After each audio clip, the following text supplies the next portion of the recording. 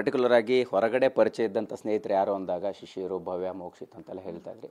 ಭವ್ಯ ಅವ್ರ ಜೊತೆಗೆ ಐಶ್ವರ್ಯ ಅವರು ಹೊಂದ್ಕೊಳ್ಳೋಕ್ಕೆ ಆಗದಿರೋಂಥ ಸನ್ನಿವೇಶ ಯಾಕೆ ನಿರ್ಮಾಣ ಆಯಿತು ಅಂತ?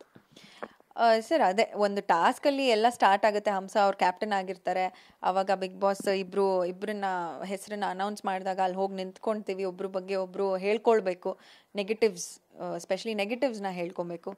ಆ ಸಂದರ್ಭದಲ್ಲಿ ನಾವು ಫ್ರೆಂಡ್ಸೇ ಆಗಿರ್ತೀವಿ, ಬಟ್ ಆ ಆ್ಯಕ್ಟಿವಿಟಿ ಆ ಥರ ಇರುತ್ತೆ. ಆ ನಾಮಿನೇಷನ್ ಪ್ರಕ್ರಿಯೆನೇ ಆಗಿರುತ್ತೆ. ಒಬ್ಬರ ಬಗ್ಗೆ ಒಬ್ಬರು ಏನು ನೆಗೆಟಿವ್ಸ್ ಇದೆಯೋ ಅದು ಹೇಳ್ಕೊಬೇಕು.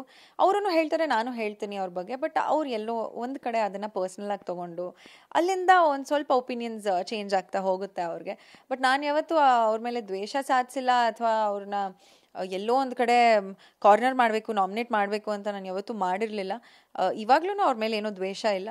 ಅದು ಏನೇ ಇದ್ರೂ ಆ ವಾರದ ಆಟ ಏನಿರುತ್ತೋ ಅದ್ರ ಬೇಸಿಸ್ ಮೇಲೆ ಜಡ್ಜ್ ಮಾಡಬೇಕೇ ಹೊರತು ದ್ವೇಷ ಸಾಧಿಸ್ಕೊಂಡು ಒಬ್ಬರು ವ್ಯಕ್ತಿ ಮೇಲೆ ನಾಮಿನೇಟ್ ಮಾಡೋದಾಗಲಿ, ಕಳಪೆ ಕೊಡೋದಾಗಲಿ, I don't think it's right. So ಹೀಗೆ ಐ ಥಿಂಕ್ ಭವ್ಯ ಅವರು ಒಂದು ಸ್ವಲ್ಪ ಪರ್ಸ್ನಲ್ ಆಗಿ ತೊಗೊಂಡ್ರು ಅಂತ ಅನ್ನಿಸ್ತು ನನಗೆ. ಅದನ್ನು ಬಿಟ್ಟರೆ ಬೇರೆ ಏನೂ ಇಲ್ಲ. ಆ್ಯಂಡ್ ಪ್ಲಸ್ ನನಗೇನಾದರೂ ಇಷ್ಟ ಆಗ್ತಾ ಇರಲಿಲ್ಲ ಅಂದರೆ ಅವ್ರ ಬಗ್ಗೆ ನಾನು ನೇರವಾಗಿ ಹೇಳ್ತಾ ಇದ್ದೆ, ಎಕ್ಸ್ಪ್ರೆಸ್ ಮಾಡ್ಕೊತಾ ಇದ್ದೆ. ಬಟ್ ಅವ್ರು ಎಲ್ಲೋ ಒಂದು ಕಡೆ ರೀಸನ್ಸ್ನ ಹುಡುಕಿ ನಾಮಿನೇಟ್ ಮಾಡೋದಾಗಿರ್ಬೋದು, ಅಥವಾ ರೀಸನ್ಸ್ನ ಹುಡುಕಿ ವೀಕೆಂಡಲ್ಲಿ ಏನಾದರೂ ಒಂದು ಆ್ಯಕ್ಟಿವಿಟಿ ಬಂದರೆ, ಎಸ್ಪೆಷಲಿ ಆ ಪಂಚಿಂಗ್ ಬ್ಯಾಗ್ದು ಒಂದು ಆ್ಯಕ್ಟಿವಿಟಿ ಬರುತ್ತೆ, ಇಲ್ದಿರೋದು ಅಪವಾದ ಹೊರಿಸಿದ್ರು ನನ್ನ ಮೇಲೆ. ಒಂದು ಬೆಕ್ಕಿಗೆ ನನ್ನನ್ನು ಕಂಪೇರ್ ಮಾಡ್ತಾರೆ. ಸೊ ಅದೆಲ್ಲ ಒಂದಷ್ಟು ನನಗೆ ಅದು ಅಷ್ಟು ಪರ್ಸ್ನಲ್ ಆಗಿ ಇಷ್ಟ ಆಗಿಲ್ಲ, ಹರ್ಟ್ ಆಯಿತು. ಹೊರಗೆ ಬರೋಕ್ಕೂ ಕಾರಣ ಆಯ್ತಾ ಅಂತ ಭವ್ಯ ಅವರು ಕ್ಯಾಪ್ಟನ್ಸಿ? Yes yes S.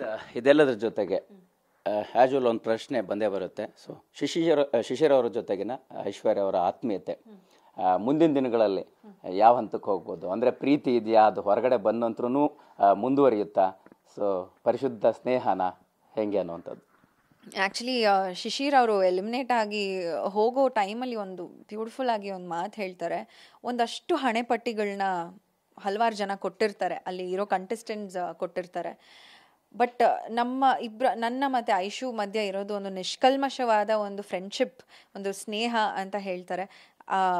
ಅದನ್ನು ನಾನು ಅದನ್ನೇ ಹೇಳೋಕ್ಕೆ ಇಷ್ಟಪಡ್ತೀನಿ ಸರ್. ಬಿಕಾಸ್ ನಾನು ಶಿಶಿರು ಒಂದು ಸಿನಿಮಾ ಜೊತೆಗೆ ಮಾಡಿದ್ವಿ 2016-17 ಟೈಮಲ್ಲಿ. ಸೊ ಆ ಸಿನಿಮಾದಿಂದ ನಾವಿಬ್ಬರು ಪರಿಚಯ ಆಗ್ತೀವಿ, ಒಳ್ಳೆ ಫ್ರೆಂಡ್ಸ್ ಆಗ್ತೀವಿ. ಮಧ್ಯದಲ್ಲಿ ಟಚ್ ಹೊಟ್ಟೋಗುತ್ತೆ.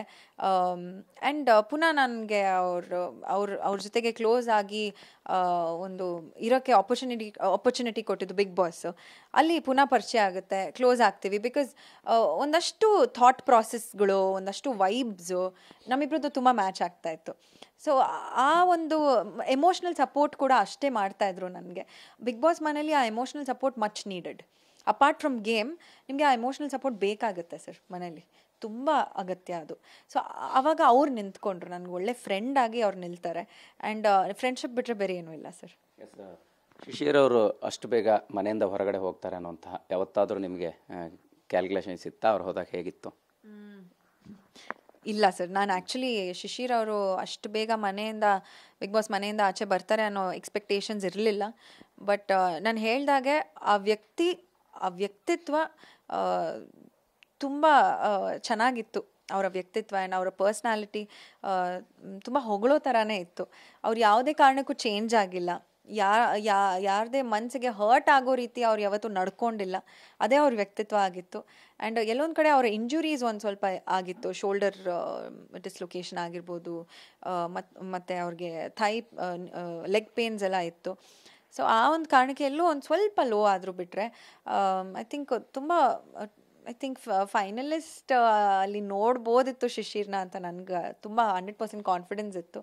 ಅನ್ಫಾರ್ಚುನೇಟ್ಲಿ ಹೊರಗಡೆ ನಡೀತಾರೆ ಬಿಗ್ ಬಾಸ್ ಮನೆಯಿಂದ. ಅದು ಅನ್ಫಾರ್ಚುನೇಟ್ ಸರ್.